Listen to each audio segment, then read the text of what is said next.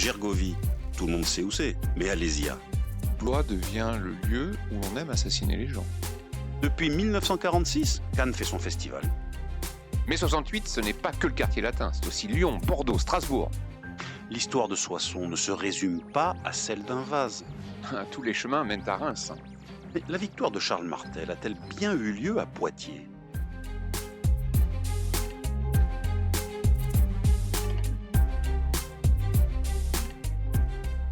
Grande date de nos régions, une émission animée par Éric Labaille et Cédric Delaunay.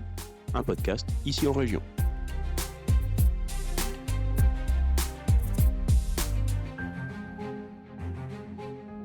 Chers auditeurs, bonjour. Nous nous retrouvons pour découvrir une nouvelle grande date en région. Aujourd'hui, nous allons aller dans les affres de la guerre de 1870-1871. De la guerre de 1870-1871, on a surtout retenu l'appellation erronée de guerre franco-prussienne, ainsi que quelques épisodes restés dans la mémoire collective, tels que la charge des cuirassiers de Reichshofen, erronée elle aussi, la capitulation de Sedan ou le siège de Paris. Mais que sait-on de la dernière bataille de cette année terrible ? Habillez-vous chaudement, Éric Labaille nous emmène dans le Jura, à 2 pas de la frontière suisse, à la rencontre des derniers combattants d'une guerre, en fin de compte, méconnue. Bonjour Éric. Bonjour. Donc là aussi, nous allons essayer de replanter le contexte avant d'arriver à ce 1er février 1871, la der des der, la dernière des batailles de cette terrible guerre. Tout commence dans un mois beaucoup plus chaud. Nous remontons au 19 juillet 1870. Oui, chaud dans les esprits, chaud dans la météo, oui. À cette époque, la France sort d'une crise diplomatique avec l'Allemagne au sujet de la succession au trône d'Espagne.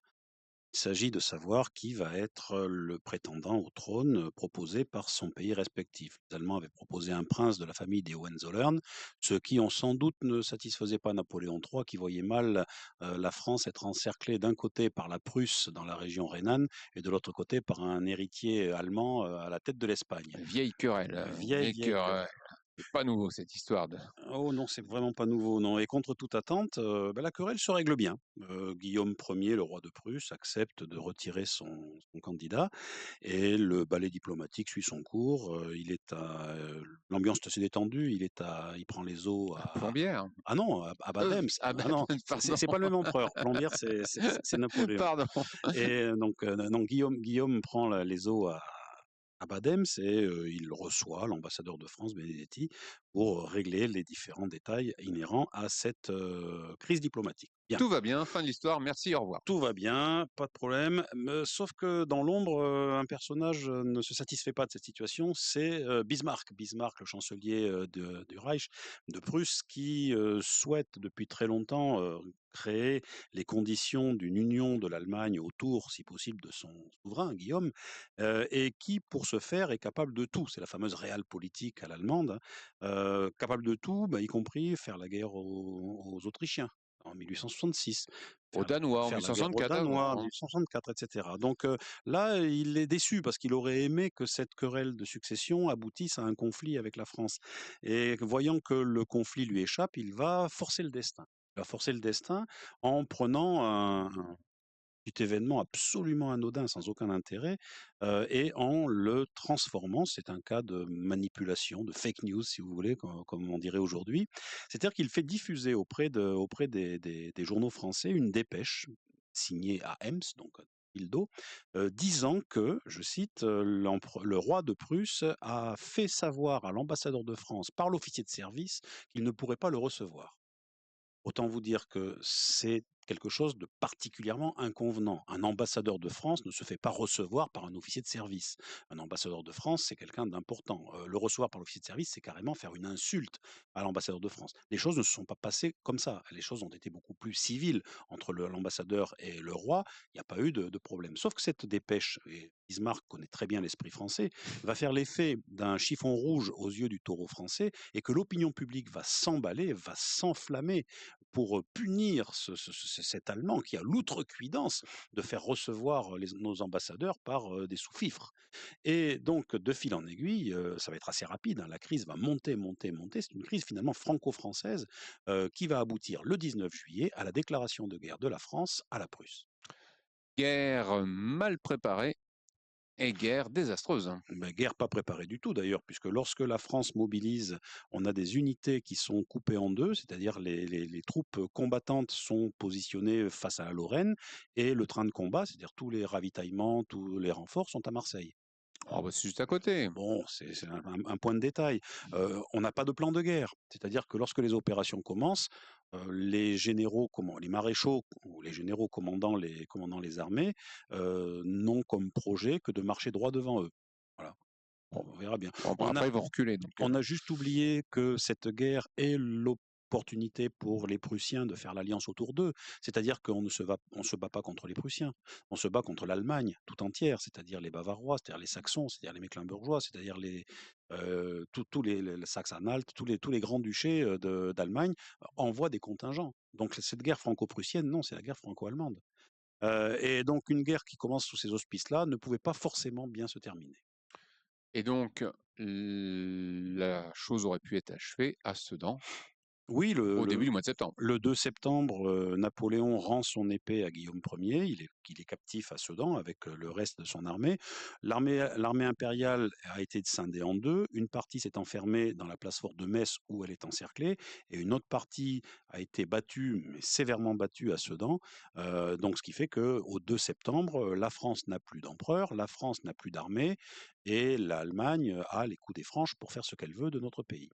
Sauf que le conflit rebondit puisque le 4 septembre, l'Empire est renversé, la République proclamée, et donc le conflit va rebondir avec ce nouveau régime qui se met en place. Oui, puisque la République n'accepte pas du tout les conditions que Bismarck fait savoir pour l'arrêt des combats, et considère qu'il en va de son honneur et il en va de sa survie aussi de poursuivre la guerre. Donc en septembre, contre toute attente de la part des Allemands. Les Allemands ne s'imaginaient pas du tout ça. La France, pour tout vous dire, la France ne dispose plus que d'un seul corps d'armée. Le 13e qui a échappé par miracle à la bataille de Sedan. Il est arrivé trop tard. Mais avec un seul corps d'armée, on ne se bat pas contre plusieurs armées allemandes, c'est pas possible. Donc là, on est sur une situation d'une défaite écrasante, mais une défaite que la France n'accepte pas. Donc le premier travail du gouvernement de la défense nationale mis en place par la République après le 4 septembre, après sa prise de pouvoir, va être de reconstituer des armées à partir des débris de l'armée impériale qui existe encore de ci, de là, à partir de la garde nationale mobilisée, qui va être la garde mobile également, qui vont être rassemblés et incorporés dans des unités d'active, et on va lever tout un tas de troupes nouvelles, des francs-tireurs, des unités de marche, bref, une armée complètement hétéroclite qui va se structurer en l'espace de quelques semaines, ce qui est un véritable miracle militaire, et qui, avec un effort logistique extraordinaire, va parvenir à relancer le combat contre les Allemands. Donc sous la conduite de Gambetta, qui s'échappe de Paris dans des conditions qui sont restées dans l'histoire. Ah ben il joue la fille de l'air. Il joue la fille de l'air en ballon. Et finalement, le gouvernement se replie sur Tours et la Loire apparaît comme un axe de défense jugé infranchissable. Et donc, les mois d'octobre, novembre, décembre sont marqués par une avancée allemande. Paris est assiégé, mais la défaite n'est pas consommée. Non, elle est loin d'être consommée puisque la défense nationale a organisé plusieurs armées concentriques avec Paris en leur centre. Le but étant d'aller porter secours à la garnison de Paris assiégée. Donc vous avez l'armée du Nord, vous avez l'armée de la Loire. Donc ces armées-là doivent lancer chacune des offensives en direction de Paris. Bon, dans la réalité, c'est beaucoup moins évident que cela, et la supériorité restera généralement aux Allemands. Mais dans ce travail d'organisation, le gouvernement de la défense nationale, et ça c'est intéressant, a une vision complètement périphérique de la guerre. C'est-à-dire qu'on ne va pas se focaliser sur un point, comme l'avait fait Napoléon III par exemple, sur un point précis, le siège de Metz. Non, on va essayer d'avoir une vision dans laquelle l'ensemble du territoire français est perçu comme un théâtre d'opération.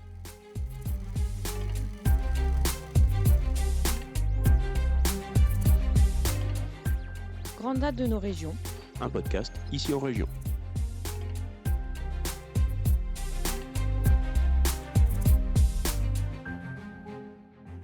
Et donc, cependant, l'armée française est sur le reculoir et la situation militaire se dégrade très rapidement à la fin de l'année 1870, début de l'année 71. Oui, la grande bataille du 2 décembre 1870 a été une défaite cinglante pour les Français qui, à partir de ce moment-là, vont devoir se mettre exclusivement sur des positions de défensive. Donc d'un côté, l'armée de la Loire de Chanzy va se replier en direction de Beaugency, puis de Tours et puis du Mans, ce qui est assez grave.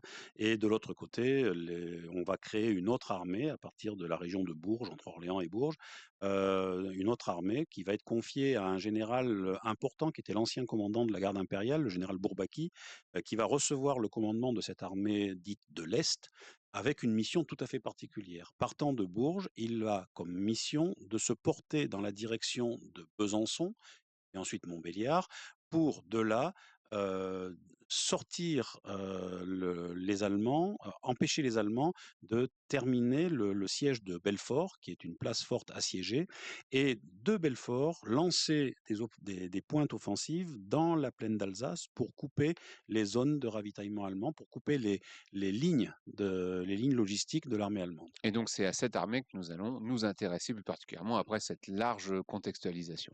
Alors je terminerai la contextualisation quand même par Mmh. une idée, c'est que donc l'armée de l'Est se porte vers la région de Belfort-Montbéliard.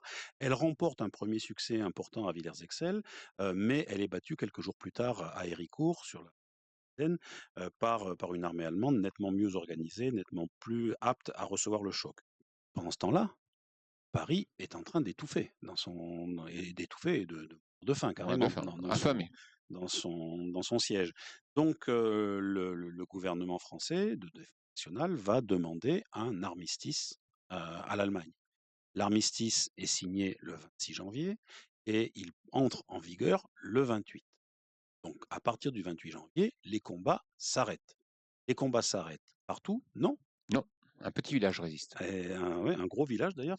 Non, parce que pour des raisons qu'on ne pourra pas développer ici, mais toute la partie est du front n'est pas incluse dans l'armistice. C'est-à-dire que toutes les armées s'arrêtent de combattre, sauf l'armée de Bourbaki, qui doit continuer à combattre malgré tout. Et ce combat se passe dans des conditions absolument apocalyptiques pour cette armée qui n'était pas équipée pour affronter un hiver aussi rude que l'hiver de l'Est de la France. Apocalyptique. On est dans un hiver particulièrement rigoureux.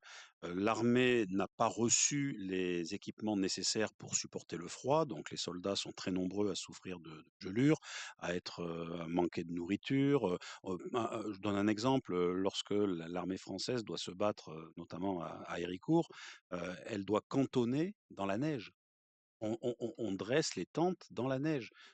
Face à eux, les Allemands ont réquisitionné des bâtiments, des maisons pour loger leurs troupes.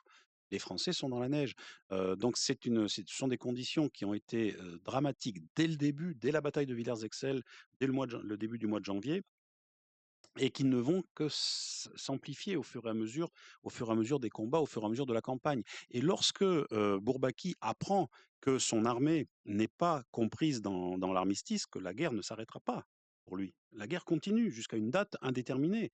Il est complètement désespéré. Il ne peut plus tenir qu'avec ses propres forces. Il n'aura plus de renfort venant de nulle part. Il a perdu, pardon, la bataille essentielle face à Héricourt. Il ne pourra pas aller libérer Belfort. Donc il est dans une impasse absolument totale. Et pendant ce temps-là, les Allemands se renforcent face à lui. Le général von Manteuffel a pris le commandement de tout le secteur du sud de l'Alsace et de Belfort. Et c'est une armée allemande qui est de plus en plus puissante, qui va chercher à emprisonner l'armée française, la neutraliser et la capturer dans son ensemble. Donc la route de Besançon est coupée, La route de il Besançon est faut se coupée. rabattre sur Pontarlier. Exactement. Donc on se rabat sur Pontarlier, et de Pontarlier, qu'est-ce qu'il reste? Il reste rien, puisqu'il y a la frontière suisse derrière. Vous avez les montagnes, vous avez la frontière suisse, qu'est-ce que vous faites? Et les Allemands qui se sont lancés dans une course de vitesse pour vous couper toutes les routes de repli. Donc là, la seule solution, c'est d'aller en Suisse. La seule solution, c'est d'aller en Suisse, et pour ce faire, donc les Français vont prendre contact avec l'armée suisse, avec le général Herzog qui commande l'armée suisse, et signer avec lui une convention, qui est une convention exceptionnelle dans l'histoire militaire. Par cette convention, l'armée suisse accepte qu'une armée entière, une armée non pas ennemie, mais une armée étrangère entière, puisse pénétrer sur son sol avec armes et bagages sans pour autant faire basculer la Suisse dans le camp des belligérants. C'est 90 000 hommes à peu près, là, hein. C'était au départ, on est sur plus de 120 000 hommes. Au fur et à mesure, là, on est sur 80, 85 000 hommes, 80. ouais, ouais. Sachant qu'on sème des blessés Oui, et des oui. malades le long de la route. Et donc, 85 000 hommes, c'est absolument considérable. Donc la contrepartie, c'est que l'armée française s'engage à être désarmée dès qu'elle franchit la frontière suisse, à l'exception des officiers qui auront le droit de garder leur sabre. D'accord. Ça, c'est l'accord. L'accord, il faut arriver à le réaliser. En d'autres termes, il faut parvenir à se replier suffisamment vite pour pouvoir arriver en Suisse avant que les Allemands ne bloquent la frontière. Et c'est tout l'enjeu de cette dernière bataille de la guerre. Précisons quand même entre-temps que Bourbaki, complètement désespéré par sa situation et par l'incapacité, l'impossibilité qu'il a de répondre aux ordres Tente de se il suicider. tente de se suicider. Bon, il se manque, heureusement pour lui, et c'est le général Clinchamp, qui est une grande figure des chasseurs à pied, c'est le général Clinchamp qui prend sa succession à la tête de l'armée. Donc c'est Clinchamp qui aura la responsabilité de la dernière bataille de la guerre de 1870-71. Qui a donc lieu le 1er février 1871. Voilà, le 1er février 1871, on a une route avec un goulet d'étranglement, qui est à hauteur de la ville de la Cluse. Et dans ce goulet d'étranglement, l'arrière-garde de l'armée du général Clinchamp, qu'on appelle encore l'armée Bourbaki, hein, pour faire simple, l'arrière-garde de l'armée Bourbaki donc, doit tenir en respect les Allemands qui se précipitent pour pouvoir, je répète, couper la route de la Suisse. C'est le 18e corps d'armée qui est chargé de ça, qui va disposer en position défensive complètement improvisée, hein, dans la neige, derrière les haies, pour pouvoir empêcher les Allemands d'avancer. On a la chance de pouvoir s'appuyer sur un ouvrage fortifié important qui est le fort de Joux. Et grâce à l'artillerie du fort de Joux, grâce à l'artillerie de campagne judicieusement disposée, grâce aux soldats disposés en tirailleurs de part et d'autre de la route de la Cluse, eh bien, on va parvenir, à l'issue d'un combat assez violent d'ailleurs, où il y a un grand nombre de morts, à peu près 400 morts, pendant 6 heures de combat, on va réussir à empêcher les Allemands d'empêcher l'écoulement du flot de l'armée vers la Ce qui Suisse. permet d'évacuer l'essentiel des soldats. Ce qui permet d'évacuer l'essentiel des soldats, donc qui, en fonction des termes de la convention de Verrières convenue avec l'armée suisse, vont pouvoir être accueillis en Suisse, donc désarmés dans un premier temps. Je fais référence à un tableau qui est célèbre, qui est un tableau qui montre le désarmement de l'armée française par l'armée suisse. C'est un tableau absolument épouvantable où on voit des montagnes de fusils, les fameux chasse-peau, récupérés par les Suisses, et les soldats français en haillons qui sont drainés vers l'arrière et qui vont essayer de se refaire une santé en Suisse. Ah oui, parce que les épreuves de ces pauvres bougs ne sont pas terminées. Non, parce que beaucoup arrivent en Suisse blessés, malades, gelés, et La Croix-Rouge va la essayer. Croix-Rouge va avoir fort à faire pour les prendre en charge, de même que le service de santé des armées, et de même que les habitants de certains villages. Donc les Français vont être dispersés dans un grand nombre de villes et de villages de la Suisse romande. Et si un jour vous allez en Suisse, allez visiter les cimetières, vous verrez, il y a beaucoup de tombes de soldats français dans ces cimetières-là, de soldats français qui ne se sont pas remis des épreuves de la campagne. Conclusion terrible d'une année qui ne le fut pas moins. Le désastre de 1870-71 voilà, se conclut en Suisse. Se conclut en Suisse, tout à fait. Merci Eric. Avant de nous quitter, je rappelle à nos auditeurs et à nos auditrices que vous pouvez retrouver l'histoire de l'armée Bourbaki et bien d'autres événements dans Les Grandes Dates en Franche-Comté, livre que vous trouvez dans votre librairie préférée et dans tous les points presse. Merci Eric. Merci à vous. Retrouvez tous nos podcasts, livres, articles et vidéos sur notre site internet icienregion.fr.